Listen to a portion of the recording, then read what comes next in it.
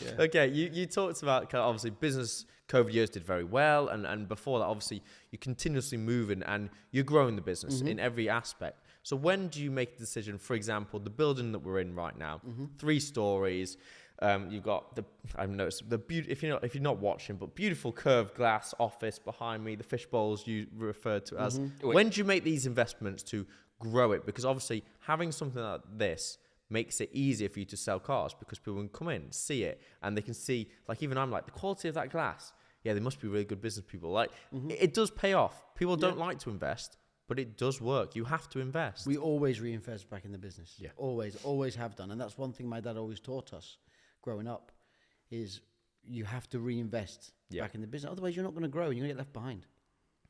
You know, you have to reinvest. Are you looking at getting a bigger place at some time?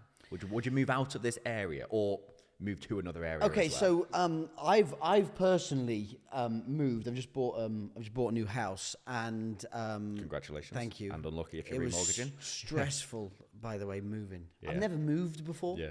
So when I was born, I realised how much stuff you accumulate. I lived in a bungalow that was there. So a stone's throw from here. Okay. Yeah. And then when I moved out, I built that house there.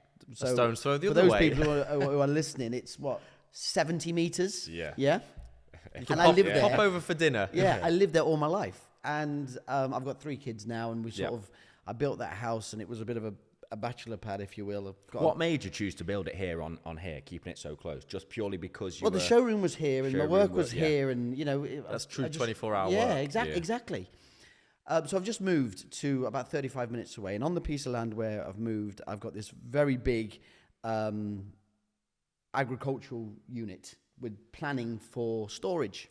Oh, very nice. So, potentially I'm thinking about, as the business grows, because cars take up a lot of room. Yeah. So it's a big asset. Exactly. It's an asset, and it's a large asset. So as you can see now, we've got the original showroom, which is full of cars. We've got this showroom, which is 3 stories, which is full of cars. Yeah. We've then probably got another 10 cars outside. Yeah. As we go on, we plan on, we're quite low on stock at the minute as well. We normally keep another 10 or 15 cars more than what we have now.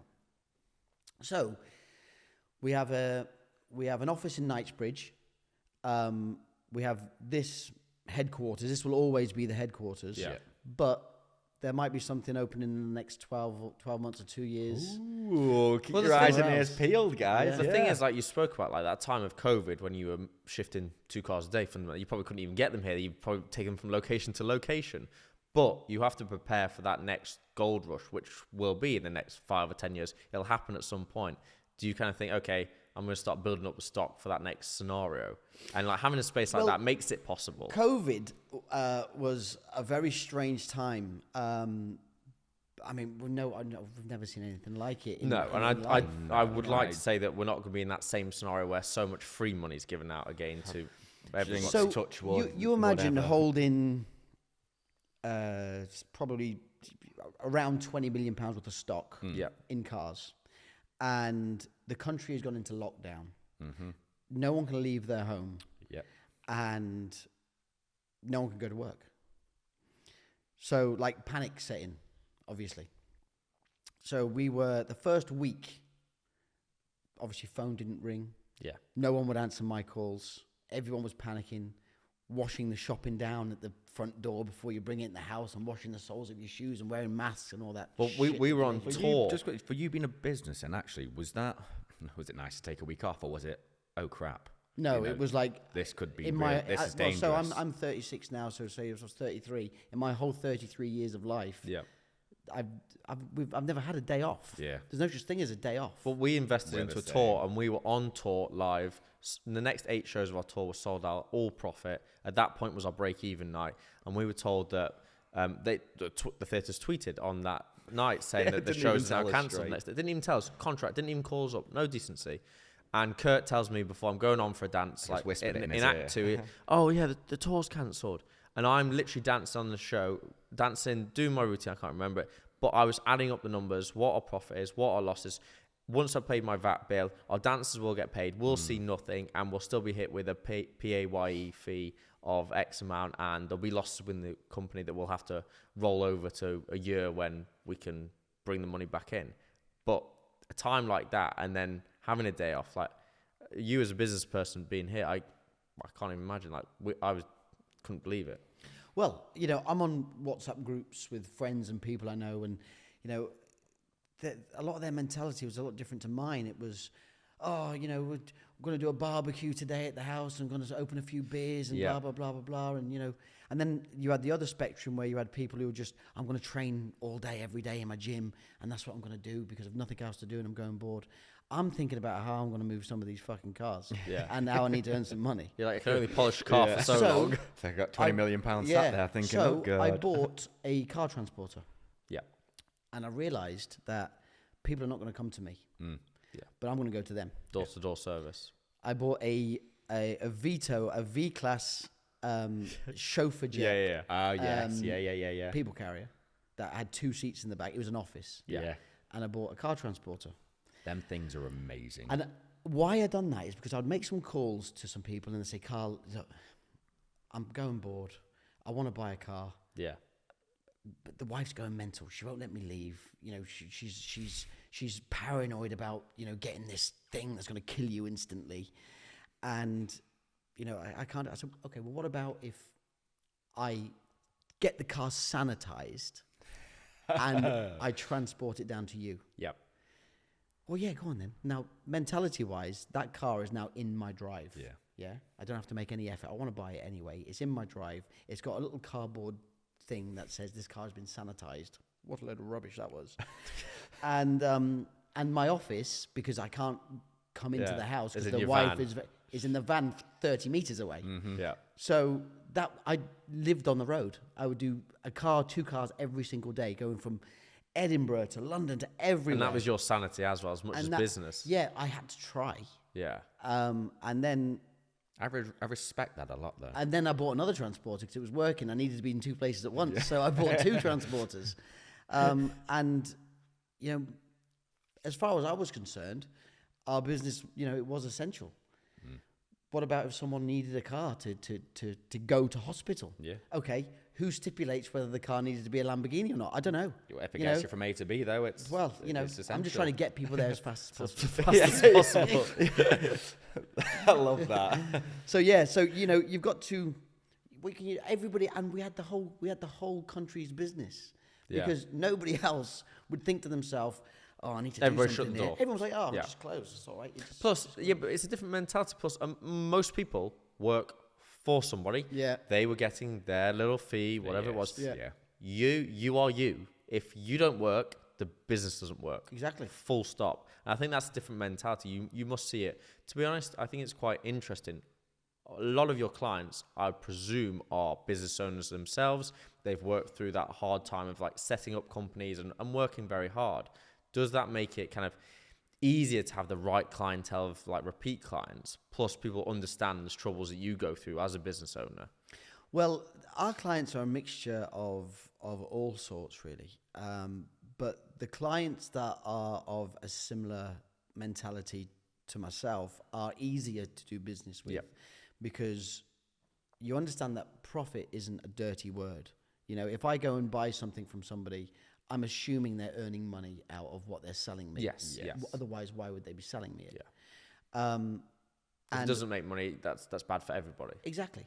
So, but a lot of people who don't run their own business, I found they kind of begrudge the fact that, okay, I've invested £500,000 in a car to earn money. Yeah.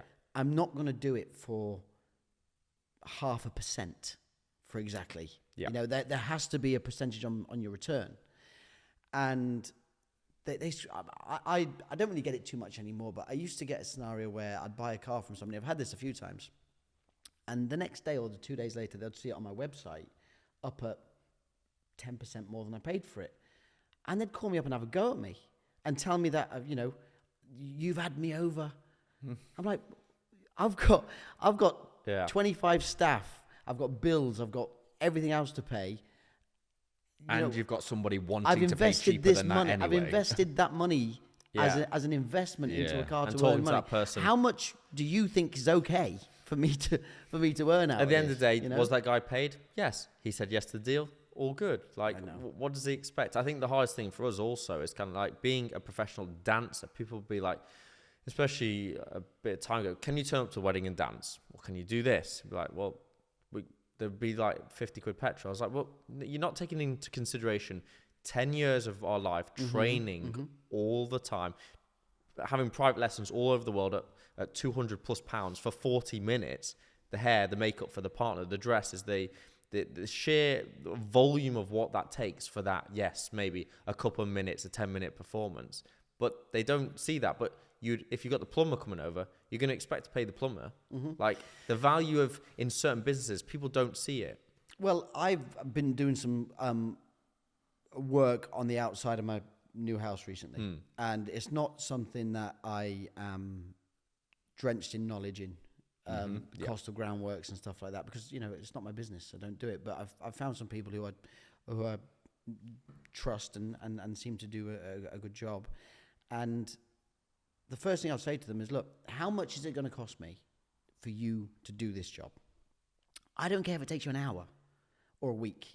I'd rather it take you an hour than a week, because I need it now.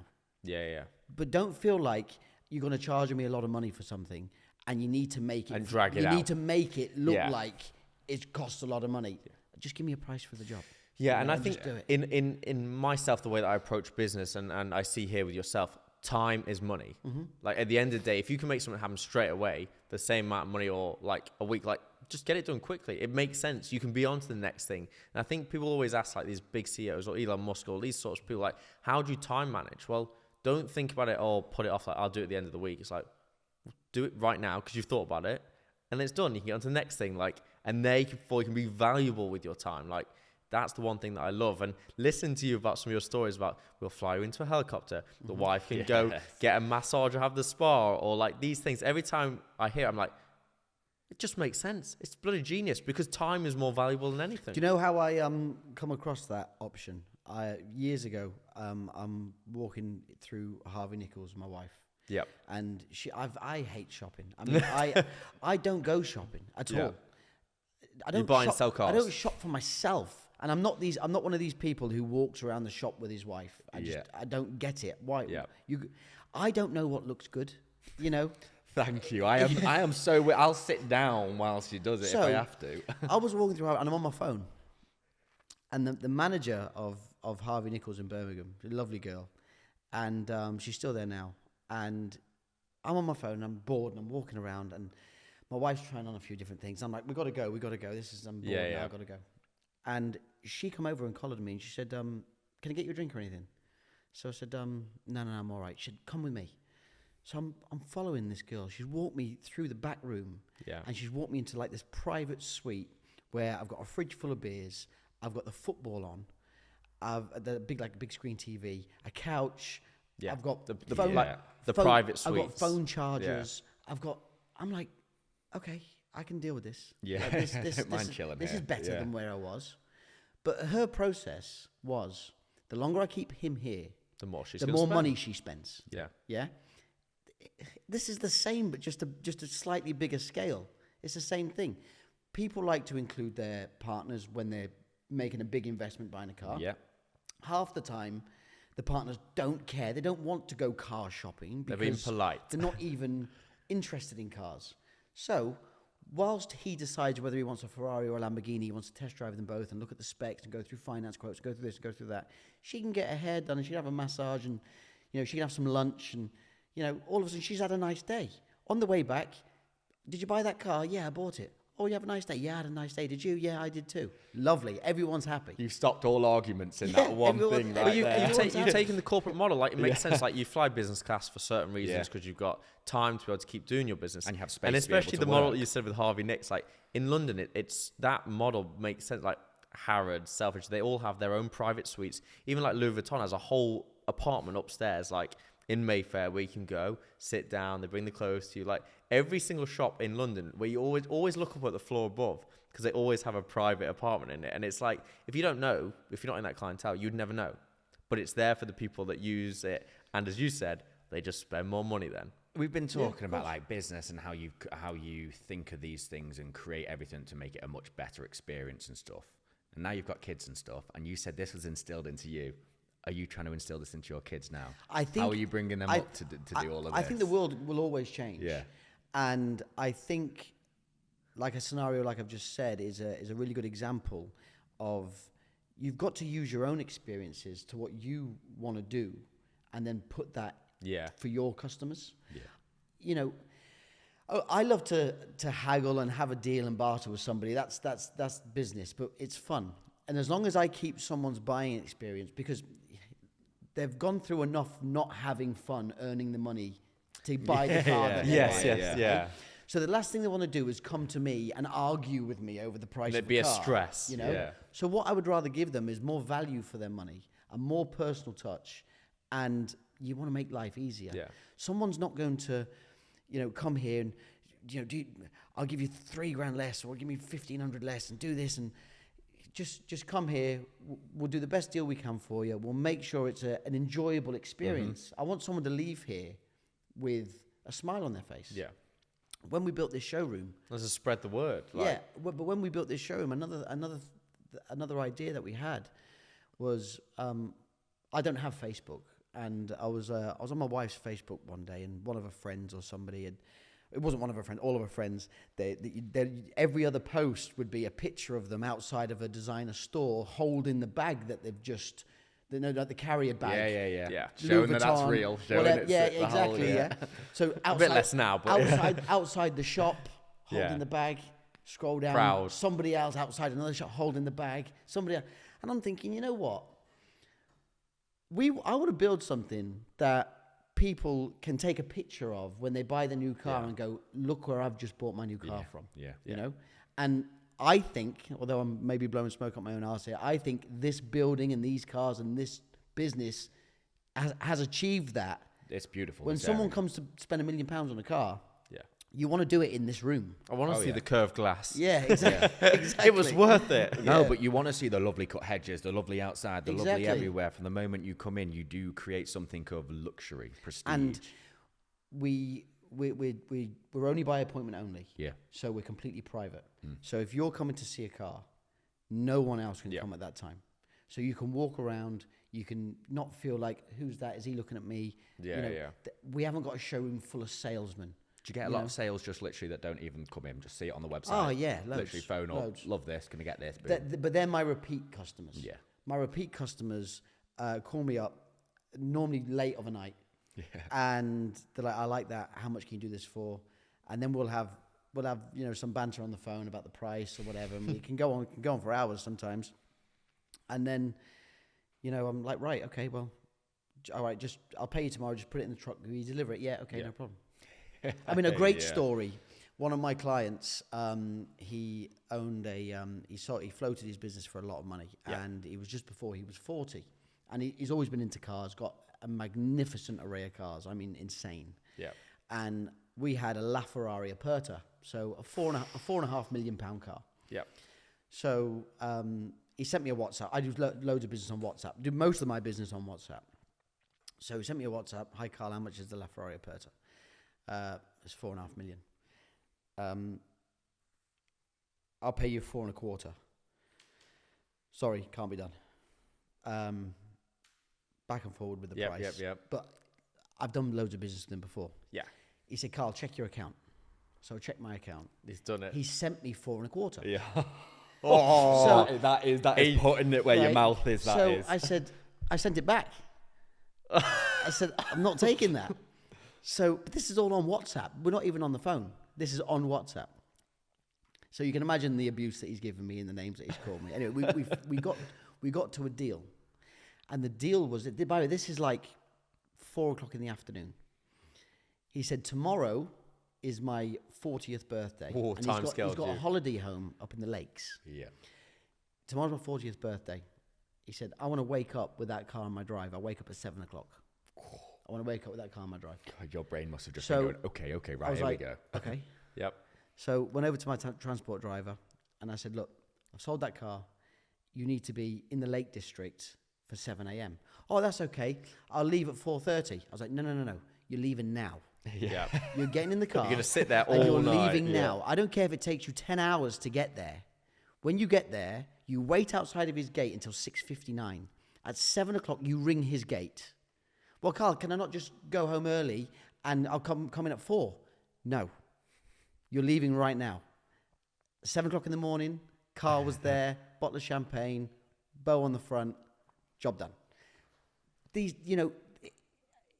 that probably meant more to him than the difference of 250,000 that we were away, because 100%. he got exactly what he realized that when you come to me, if you pay, you can get exactly what you want. Yeah. Wherever you want it. At whatever time you want it at. And you can't, dealers don't do that. I just want to say, because No, I they know a don't couple do of that. people that have bought cars from other places in here, and it's been a struggle. Let me put it like It's that. painful Yeah. to buy a car from a main dealer. Mm-hmm. I've just bought a Defender, another Defender. We run Defenders here as like transport cars and stuff.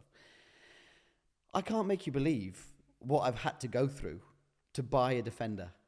It's absolutely insane. It took me 2 weeks. Should be so easy for you as well, because you've got so many of them. Like, Took me 2 weeks. Then they needed to speak to Land Rover. If it's hard for see if they you could- to buy a car, then as a normal person, Yeah. How would you like this? I seen a car advertised, a new Defender, because these cars were like making a premium at one point. In Yes, COVID, yeah, the same as yeah, everything. yeah. Now they can't. They want to give you them. They just want to. How much do you want off? They'll go You know. find just under 200 grand worth. Yeah. at the time. So, seen this car as a commercial Defender, which we run. and do you insure them okay? Do you insure them through I the can get them business, insured, or yeah. do you No, I can insure get them them insured privately?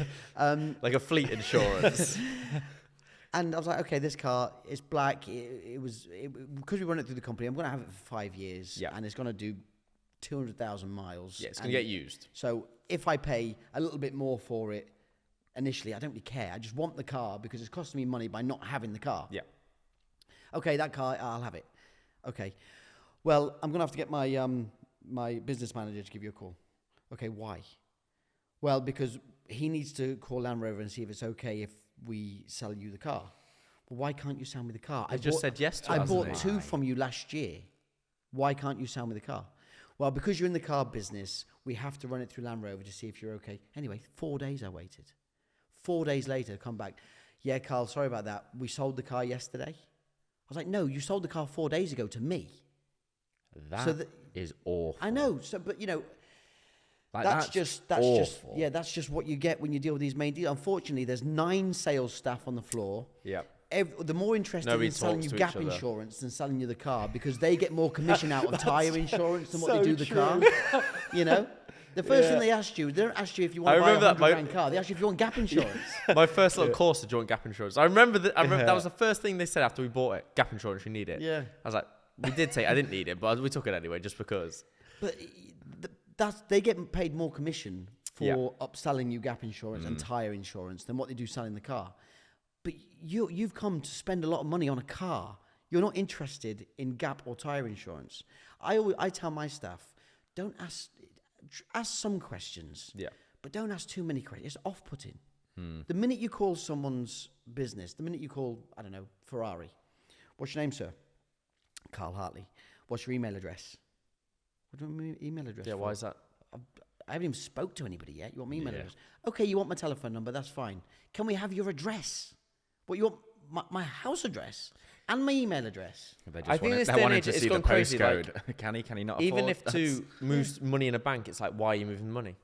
Yeah. Well, it's my money. I'm just moving it for. Everything has to be so Like, safe every- and so backed now, though, But doesn't it? but It to a has point to that's be, annoying. But you hit the nail on the head. You have got a business here that works. It's so smooth. It's so slick. You've done it for so many years.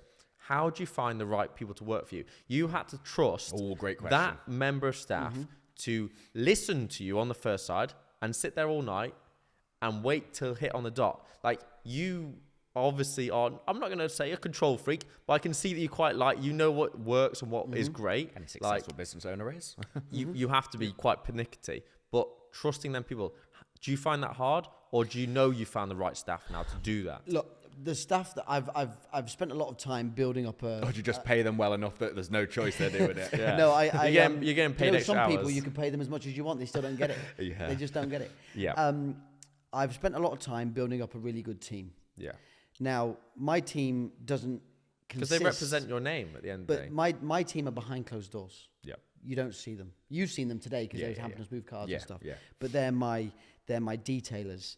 They're my photographers. They're my ladies in accounts, assistants. I don't have salesmen. No. You know, because it's kind of unfair for somebody to come here and be a salesman because no one wants to deal with them. Yeah. They want to deal with me, or The they want name to deal on with the my door. dad. Yeah. Exactly. And that's the personal feel that we give. I've got loads of assistants that once we've done a deal, they will then Take care of the other side of it. Exactly. Yeah. And, you know, I have it drummed into their head, and I still overlook it, but I drum it into their head that, you know, you need to make sure their plate is on the car.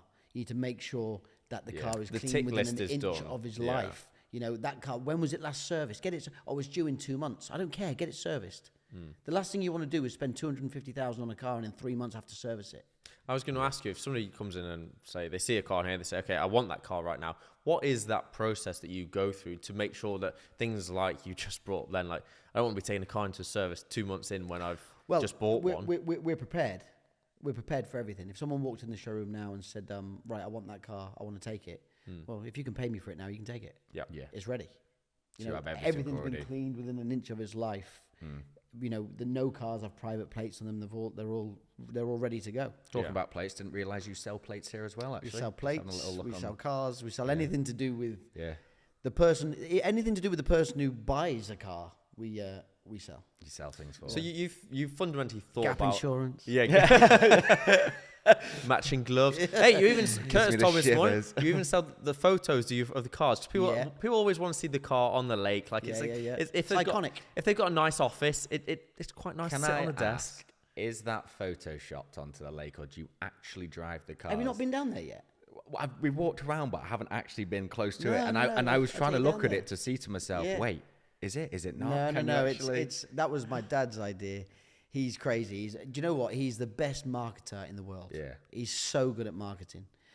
And how that all manifested was we've always had nice grounds around the showroom. Yeah. Beautiful here, beautiful. So before we had this showroom, we had the other showroom across there, Yeah. which is not quite as impressive as this showroom, and it's smaller. So there was a lot of cars, and they were not Together. crammed, but they were not spaced out. So instead of taking pictures of a car where you just see a little bit of another car in the picture and whatever, we used to take pictures of the cars in the grounds, around the flowers and the trees, you know, to give it that vibe. Yeah. And then people see it work, and then other dealers tend to drive their car down to Chatsworth House because they haven't got the grounds that we have, and they take Yeah. pictures of the car, so that works. So we had a lake, so we used to take pictures of the car in front of the lake. Water looks nice, it's calming, it's appealing to people. They like looking at water. I like looking at water. Yeah. Especially when there's a supercar parked in front of it. It just gives that feeling of a special occasion. Then that worked, and then other people drove their cars to places with lakes and water and done the same thing. So my dad's called me up one day. He's like, "I'm fucking sick of this." I want something new. Yeah, so he's called me up, and at the time I was living here. I just lived across the road, and he was like, "Right, this is at like six o'clock in the morning. Right, I've had an idea. What is it? I'm half asleep. Like, what is it? We're going to put an invisible bridge underneath the lake, and we're going to take pictures of the cars on the lake. See if they'll fucking copy that." It's such Right? a good idea. So I'm like, this is way too early for I me love to that the process ideas this. come from like an inner No, vengeance I know, of like, I know. we will I beat know you all. He woke up at 2 o'clock in the morning, like, Late. I know what we can do. Car. You know? And I'm telling you now, I love that mindset there, that by whole attitude. 7:30, I've seen him. I'm surprised he wasn't out there digging it himself. by 7:30, we had an earth mover in there. We were pumping the lake out. We'd already notified the council that this was what we were doing, and we're doing it anyway, whether you like it or not. And you know, the ball was rolling. So I was like, "Dad, you know, how much is this going to cost us?" Think about Because it after. if I'm, you know, we need the steels, it needs to be made, it needs reinforced, it needs this, it needs that, and then all of a sudden, how are we going to get the water the right level? Yeah. I leave it to me. Don't worry about it. I know what I'm doing. Okay, all right. So I'm Does he thinking. sometimes just say that, and he really doesn't. He's just going to Oh, figure it out. I think he's just winging it. Yeah, I think yeah, he's just yeah. winging Find a way. it. Yeah, but he always finds a way. Yeah. And If you've got a vision, you can get there. Obviously, we work together, we're partners, and I trust him implicitly with absolutely anything at all. Yeah. And I'm thinking, this is a very expensive idea that's going to go completely wrong. I can't see this working. Yeah. I can't see it working. Some people, like you go to Aston Martin, even now, they've copied us. You go to the Gaydon factory and there's a little water fountain with a stage and the cars on the stage. Were you before McLaren? Yeah, before all that. We've done it all. We should have copywritten it, really. Anyway, when I first seen it and it first took place, I was like, you know what? That looks unreal. It doesn't look real. Yeah. Even though it is real. You have to physically see it with your own eyes. So we used to have to video. Driving on and off. Yeah, driving on and off. And showing the photographer so people knew that it was real. Because you used to get on forums, you used to go, they've photoshopped a car on the lake. And you blah, blah, completely blah. understand why people would say that. Yeah. Of course. But yeah, it was a great idea. And I'm going to show you a picture, actually, of what you just said. This guy... he bought my Pagani. Yeah. And he bought the Bugatti from me that I told you swapped in the cars and the bike and whatever. And he bought a P1 from me all in the space of a month. Does he have a better showroom than you? I'm going to show you a picture of his garage. But one thing he asked for, really nice guy, super down to earth, like the most grounded, come from a hard-working background. Yeah. And he was like, he just spent a lot of money on this 3-car garage. He's got 3 or 4 3-car garages, but this one was in his house and the rest are kind of separate. He's smart, just doing the 3 cars and 3 cars. Yeah. And 3 cars. So he said, I need you to do me a favor, please. So I said, what? He said, I need a picture of the Pagani on the lake. Oh. So I can put it on my thing. So I said, really? And he's like, yeah, I don't mind paying. I'm like, I'm not going to charge you for a picture of your car. Like it comes with it, you know? But I'll show you the... That's the package deal. Yeah. So, look at that. Oh, that's intense. Yeah. I always have the dream of the garage, and there's some just garages a picture bang in the background there. So, and a lot of people... That picture's like massive. For anyone that didn't see it, that picture is literally the size of the car. Yeah. It's massive. Yeah. So, we organised, that was all done from here to him. He said he wanted a picture of the car. So we never just sent him a picture in a photo frame. Yeah. Like we blew it up. We got it done so it was not distorted. It was absolutely perfect. And put it on a canvas for him so it was done.